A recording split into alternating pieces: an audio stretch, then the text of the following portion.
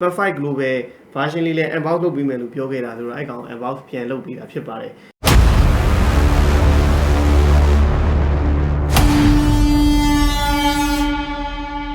Viva 5 global version အဲ့တော့အဲ့ global version ကChina version ဆိုရင်အားလုံးသိတဲ့အတိုင်းဒါလေးကပပလေးပူလေးကပပလေးချာချာမပါဘူး global version ဖြစ်သွားပြီဟိဆိုရင်တော့charging ကောင်းအသွင်ကြိုးအားလုံးဒီထဲမှာပါတယ်ဒီကောင်ကတော့ official global version ဖြစ်သွားတော့ဒီ sticker လေးပါတယ်ပေါ့အဓိကတော့ကျွန်တော်တို့running cap 12လရမယ်ပေါ့နော်သုံးချင်ကျွန်တော်တို့ကဘယ်လိုသုံးလို့ဆိုတော့ဒီလို single ထည့်လို့ရတဲ့ router တွေရှိတယ်ဗျာဒီ router ဆိုရင်ကျွန်တော်တို့ဒါ32ရောက်အိမ်မှာ device တွေချိန်လို့ရတယ်ဒီမှာဆိုဗျာသူ single ထည့်ရပေါက်ပါတယ်ဒါတော့ကျွန်တော်လက်ရှိသုံးနေတဲ့ဟာနောက်ဒီကောင်ရှိရဗျာဒီကောင်ကဒီ single ပေါ့နော် single ကိုဒီထဲမှာကျွန်တော်တို့ကောက်ထည့်လိုက်ရင်ရမယ်เนาะဒီထဲမှာထည့်ပြီးရင်သုံးလို့ရတယ်အဲ့တော့ကိုက tablet ဝယ်ထားတဲ့ချိန်မှာWi-Fi လွှင့်ကျင်တဲ့အနေအထားတစ်ခုမှာဆိုကျွန်တော်လွှင့်မယ်ဟိဆိုရင်ဒီက single ထုတ်ဒီကောင်လေးကိုထည့်ပြီးသုံးလို့ရတယ်အဲ့တော့ single လေးကောင်လေးထည့်လိုက်ပေါ့ okay ထည့်ပြီးရင်ပုံမှန်ကျွန်တော်အိမ်မှာမီးလာဟိဆိုလဲမီးအားကျွေးလို့ရတယ်မကျွေးချင်ဘူးဟိဆိုလဲကားတွေဘာတွေမှာပါတယ်ဟိဆိုလဲကျွန်တော်ခုနပြောသလို secret lighter မှာနဲ့ဒီကောင်မှာထိုးလိုက်ရင်ရပြီဒါဆိုရင်ကျွန်တော်တို့ကသုံးလို့ရပြီအဲ့တော့ကျွန်တော်ခီးသွားတဲ့ဟိဆိုဒီကောင်တင်လိုက်တာဗျာအခုခေတ် data ဈေးကလည်းအားလုံးသိတဲ့အတိုင်းပဲ data ဈေးကမဟာရယာဈေးတွေကြီးတာဟောအဲ့တော့မဟာရယာဈေးကြီးတော့အဲ့လိုကိုယ့်ရဲ့ data plan cap ပါတဲ့ cap ကိုပဲဖြစ်ဖြစ် Wi-Fi cap ပေါ့နော်ဒီ Telenor တို့ Ooredoo က business cap တွေဝယ် business plan တွေနဲ့ဝယ်ပြီးတော့သုံးမယ်ဟိဆိုရင်အဆင်ပြေတယ်ဒီလို router နဲ့သုံးလိုက်ပေါ့နော်အဲ့တော့ power bank ရှိရင် power bank ကားပေါ်မှာဆိုရင်တော့ကားစလိတ်ခွက်မှာထည့်ပြီးတော့ကျွန်တော်တို့ကသုံးလို့ရတယ်ပေါ့နော်ဟုတ်အဲ့တော့ data တွေဈေးမဟာတရားကြီးမစိုးလို့ကျွန်တော်ကမကြည့်နဲ့လို့မကြည့်နဲ့ဆိုအဲ့လိုပြောမှာမဟုတ်ပါဘူးဟိုပါတော့ဗီဒီယိုတူတင်ပေးမယ်လို့ပြောတာเนาะဖောက်ဘူးလေရောဒီမယ်เนาะဒီကောင်ကဒါ official global version ဖြစ်သွားတဲ့အတွက်ဒီ sticker ပါမယ်เนาะ warranty cap ပါမယ်ကျွန်တော် warranty cap ကတော့ယူဖို့မေးခဲ့လို့ပေါ့เนาะမယူခဲ့တော့ပြင်ထားပါတော့အဲ့တော့ဒီလို Wi-Fi ဆက်နဲ့သုံးအဲ့ဒါဆိုရပြီအိမ်မှာသားတွေသမီးတွေတဲဆိုနောက်ပြီးဗျာ तू ကတေချာတာသူ့ရဲ့8920 mAh ကဒါတွေသမီးတွေစာတင်မယ်ဟိဆိုရင်အနည်းဆုံး8နာရီကတော့ကောင်းကောင်းခံတယ်เนาะအဲ့တော့global version ဖြစ်သွားတဲ့အညီเนาะကျွန်တော်တို့ဒီမှာလာတဲ့စာတွေအားလုံးက globally လို့เนาะအင်္ဂလိပ်လိုပါတယ်เนาะ QHD 120Hz display နောက် immersive quad stereo speaker Qualcomm Snapdragon 860နောက်8920 mAh ဒီကောင်မှ33 watt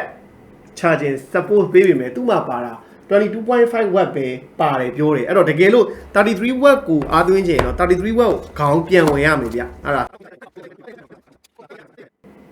ဟုတ်တယ်သူ22.5 watt ပဲထည့်ပေးထားတာဗျအဲ့ဒါတော့စိုးတယ်ဗျဒီမေရေးထားတာ22.5 watt ပဲပေးထားတယ်ဒီကောင်က33 watt support ပေးတာเนาะ33 watt quick chat support ပေးတာမလေးဘာလို့33 watt quick chat ခေါင်းမပေးတာလဲကက်စီနေထားတာเนาะဒါတိုက်စီကျိုးပေါ့အဲ့တော့ဒါ Viva 5 global ဝယ်ရင်ပါမယ့်ဟာဆိုဒါတွေပေါ့ဗျာเนาะအကျဉ်းဆိုဒါတွေပေါ့ဗျာ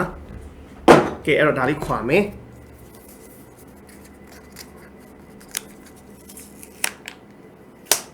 เนาะဒါလေးခွာလိုက်မယ်လေးတင်က900ဗျာ ACC ကင်လို့ရတယ်ဒီမဲ့ရှိတယ်သူ accessory တွေကျွန်တော်သုံးနေကြ accessory တွေကောက်ထည့်လာတယ်ပြလို့ရအောင်လို့ပေါ့နော်အဲ့တော့ဒီမဲ့အဲ့တော့ power ဖွင့်လိုက်ပေါ့ဗျာအခု MIUI 13လဲရနေပေါ့နော်အဲ့တော့ဒီမဲ့ကျွန်တော်တို့သူ့ရဲ့အထူကဗျာ 6.8 ပဲရှိတာဗျာတော်တော်ထူတယ်လို့တော်တော်ပါတယ်လို့ပြောလို့ရတယ်ဗျာဒီမဲ့ကြည့်လိုက်ဗျာဒီဘက်က Redmi Note 11 Pro ဗျာဒီကောင်က Mi Pad 5ဗျာเนาะ Pad 5ရဲ့အထူကသူ့တက်ပူပါတယ်ကင်မရာဘန်ပါတယ်ဒါလေးပလေးเนาะပလေးပဲเนาะ speaker ကတော့ဒီမဲ့တစ်လုံးတကယ်အဆင်ပြေတယ်သုံးလို့ကဒါ17လက်မကြီးဟလားဒီမဲ့17လက်မကြီးကြည်စံအားရပါရကြီးပဲဟလားဒီမှာမြန်မာလိုဘာမှဆိုမြန်မာလိုရေးပြီးတော့sorry ဘာသာစကားမှာမြန်မာလိုထားပြီးတော့ဒါကျွန်တော်တို့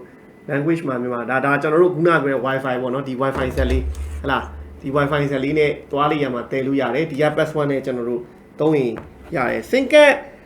ကိုခွန်မြင့်ဆို sync ထည့်သုံးလို့ရတဲ့ဟာထွက်တယ်ဗျ तू က Mi Pad 5 Pro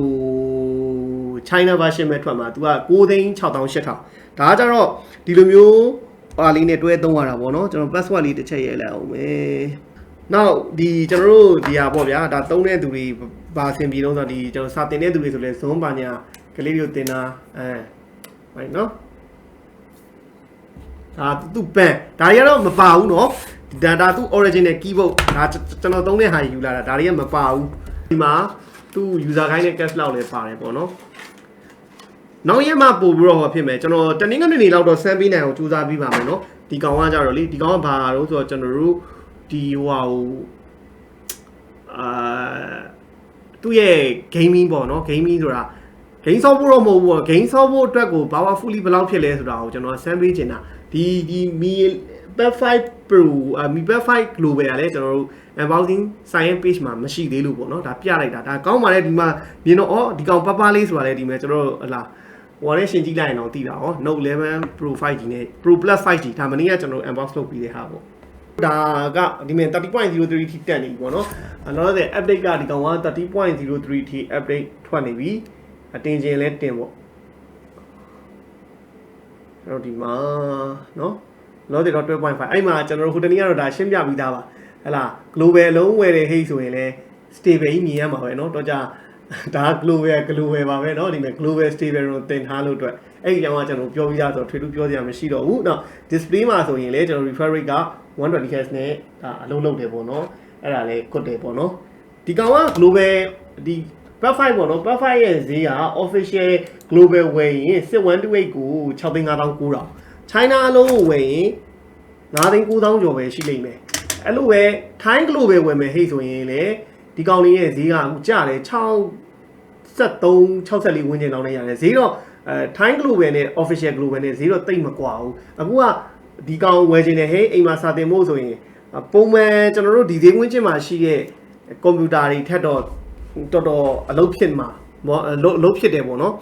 သူ့ရဲ့ SOC တကယ်အဆင်ပြေတယ်ပြီးရင်ကျွန်တော်တို့ဟိုဒီကလေးတွေသုံးနေတဲ့ Zoom တို့ Microsoft Teams တို့ဘာလို့အားလုံးอ่ะဒီပုံမှာကောင်းကောင်း run နိုင်တယ်ပေါ့နော်ဒီမြင်နေတိုင်းကျွန်တော် Google Service ဘာညာပါပြီးသားနောက် screen size ကြီးကလည်းဆက်တက်လက်မှာဗျာကျွန်တော်တို့စမ်းနေကြဟလာကို color တွေဘာညာတွေကြည့်တဲ့ဟာပြပေးမယ်အဲ့ကောင်လေးကြည့်ပေးမယ်เนาะအဲ့တော့ကျွန်တော်အတန်ထွက်ကတကယ်ကောင်းတာ तू ကသူ့ရဲ့အတန်ထွက်ကဒီ face တန်ကောဒီ shape တန်ကောအရန်ကိုကြည့်တယ်ဖွင့်ပေးတယ်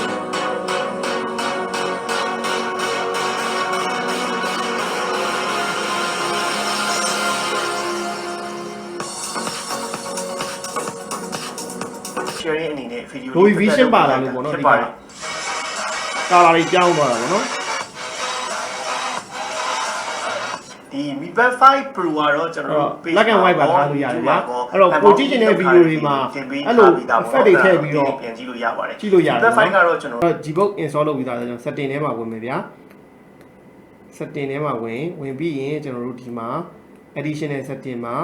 language and import ရှိတယ်အဲ့မှာ current keyboard က Gbook ပေါ့နော်အဲ့တော့မှကျွန်တော် manage keyboard ကိုတစ်ချက်နှိပ်လိုက်နှိပ်ပြီးရင်ကျွန်တော် Gbook မှာ language ရှိတယ်ပေါ့အဲ့မဲ့ language မှာကျွန်တော်မြန်မာစာထည့်ချင်တာအခုကမြန်မာစာမပါသေးဘူးเนาะအဲ့တော့ language မှာကျွန်တော် add keyboard ဆိုပြီးတော့ Burmese ထည့်မယ် Burmese မှာဒီမှာ handwriting ဆိုတာလေးပါတယ် handwriting ကတကယ်လို့ pen ဝယ်ဒီ handwriting လေးဖွင့်ပြီးရင်ပို့ပြီးတော့မိုက်တယ်เนาะ handwriting လေးပါကျွန်တော်အမှန်ချင်းချစ်ခဲ့လိုက်မယ်ပြီးရင် done လုပ်လိုက်မယ်ပြီးရင်ရပြီဆိုကျွန်တော်ထွက်လိုက်တော့မယ်အဲ့တော့ဒီလိုစာရေးတဲ့အချိန်မှာကျွန်တော်တို့ကဒီမှာဗျာ handwriting ပါဒီမဲ့နေကောင်းလားဟုတ်လားမင်းနေကောင်းလားဆိုပြီးဒီမဲ့တစ်ခါရဲသွားတယ်เนาะကျွန်တော်တို့အဲ့မဲ့ဟိုအင်္ဂလိပ်လိုလေးပြောင်းစရာမလိုအဲ့မဲ့ဒီမဲ့အင်္ဂလိပ်လိုညက်ရေးခြင်းတယ်ဆိုလဲ ZEST Z ဆိုပြီးတော့ထည့်ရေးလိုက်အောင်ပဲမင်္ဂလာပါဟလာเนาะအရင်အဆင်ပြေတယ်เนาะဒီကောင်လာပါလား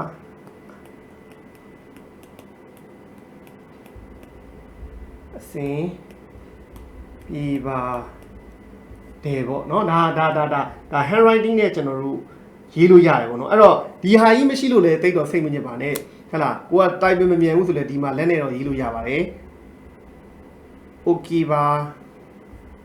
ဟဲ့လားအဲ့လိုပေါ့เนาะအဲ့တော့အဲ့ Gbook handwriting ကကိုကောင်းသွားတဲ့အတွက်ဒီ tablet တွေမှာပို့ပြီးတော့မိုက်လာတာပေါ့အဲ့တော့Mi Pad 5ဝယ်မှမဟုတ်ပါဘူးဟဲ့လားကျွန်တော်တို့ကိုယ်မှာ tablet ရှိရဲ့ Samsung tablet ရှိရဲ့ဟိဆိုလဲဒီလိုလက်နဲ့ရေးလို့ရတယ်ပေါ့နော်ကျွန်တော်ဖုန်းတွေမှာကြတော့ဗျာ tablet ဒီ handwriting area တေးတော့ကြလို့အဲ့လိုရေးရင်အဆင်မပြေဘူးပေါ့ကျောင်းသားကျောင်းသူတွေအတွက်ကတော့ဗျာဟို တိုင်ပင်မရဘူးဆိုလေဒီမှာစာလိုက်ရေးလိုက်ရင်လူကြီးတွေဆိုလေအဆင်ပြေတယ်ကလေးတွေဟေးဆိုလေဒီမှာအဆင်ပြေတယ်ပေါ့နော်ဒီမှာရေးလိုက်ပြီးဟေးဆိုရင်ကျွန်တော်တို့ဒါအဆင်ပြေရေးလို့ရတယ်ဟိုကျန်တဲ့အသေးသေးကတော့ကျွန်တော်ပြောပြပြီးသားဟလာတစ်ချက်နဲ့ရင် screenshot ရိုက်တာတို့နော် screenshot ရိုက်တာဒါဘယ်လိုလုပ်တာအောင်ဆိုဒါသူ့ရဲ့ပန်နဲ့ပတ်သက်တဲ့မိတ်ဆက်ပေးတဲ့ဗီဒီယိုရှိပါတယ်အဲ့ဒါတကယ်လို့ကြည့်ချင်တဲ့ဟိတ်ဆိုရင်လည်းကျွန်တော်တို့ရှိမှလာတောင်းလိုက်ရတယ်အဲ့ဒီဗီဒီယိုလေးလည်းတစ်သက်ပေးမယ်ပေါ့နော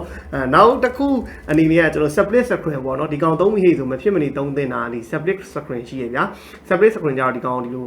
လုံလိုက်ပြီးရင်ဒီကောင်ဖိထားပြီးမယ် split screen ရှိတယ်တစ်ချမ်းပေါ့နော်ပြီးရင်ကျွန်တော်ဒီဘက်က YouTube ကြည့်ရဟိတ်ဆိုလည်းYouTube နှိပ်လိုက်ပေါ့နော် YouTube ယူလိုက်ပေါ့အဲ့နှစ်ချမ်းဒီဘက်ကကျွန်တော်တို့အလုံးလုံးရင်းနဲ့ဗီဒီယိုကြည့်မယ်ဟေ့ဆိုလဲဒီလိုကြည့်လို့ရတယ်ပေါ့နော်ဒါမိုက်တယ်เนาะအဲ့ဒါလည်းမိုက်ပါတယ်ကြည့်ချင်တဲ့ဟေ့ဆိုလဲဒီလိုကျွန်တော်တို့ကကြည့်လို့ရပါတယ်ဒီဘက်ကတစ်ခုကြည့်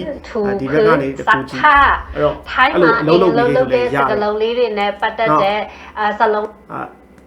းဒါကတော့ကျွန်တော် split screen သုံးပြီးတော့เนาะ channel feature အားလုံးဒီကျွန်တော်တို့အသေးစိတ်ဗီဒီယိုထဲမှာပါပါတယ်အဓိကကျွန်တော်တို့ဒီကောင်းရဲ့ performance ကဒီကလေးတွေ game ဆော့မယ်ဟေးဆိုရင် patch ကြီးဆိုရင် block frame တွေရတယ် mobile legend ဆိုရင်လည်း block frame တွေရနိုင်တယ်ဆိုတာကတော့ကျွန်တော်တို